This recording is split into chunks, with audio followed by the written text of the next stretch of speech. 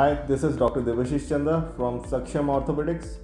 Today we are going to discuss something very important about knee, that is the meniscus injury.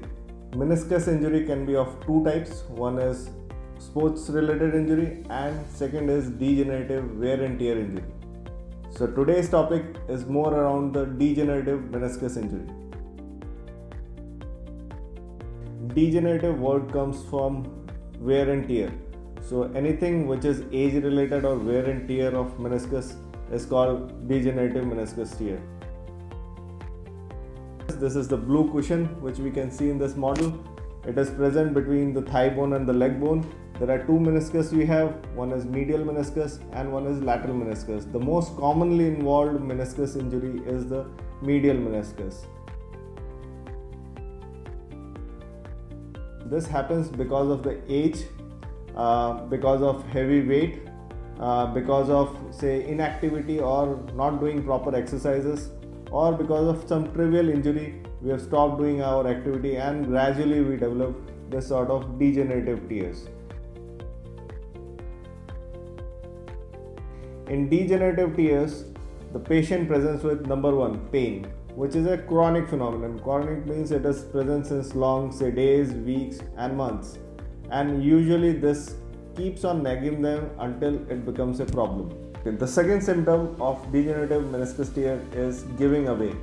While we are walking, we have pain and suddenly the knee gives away. Gives away means it is not taking balance. The third symptom, which is very common, on and off, acute exacerbations. Suddenly the knee becomes swollen. It takes 2-3 days of rest or maybe a week's rest, then it settles down.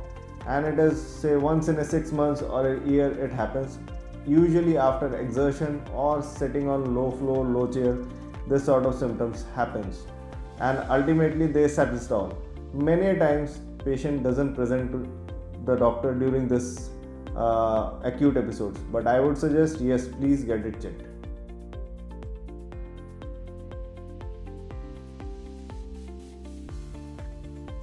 Always whenever you bend your knee, there's a click and it can be associated with pain as well. Many a time the patient feels that suddenly the knee locks and again it opens up. So it can happen while extending the leg or it can happen while bending the leg. So these are the symptoms of degenerative meniscus tear. So you can get all of the symptoms, but it is not usual to have one or more symptoms as well. If you have any symptoms which is lasting more than 3 to 6 weeks, please visit your knee specialist or come to Saksham Orthopedics.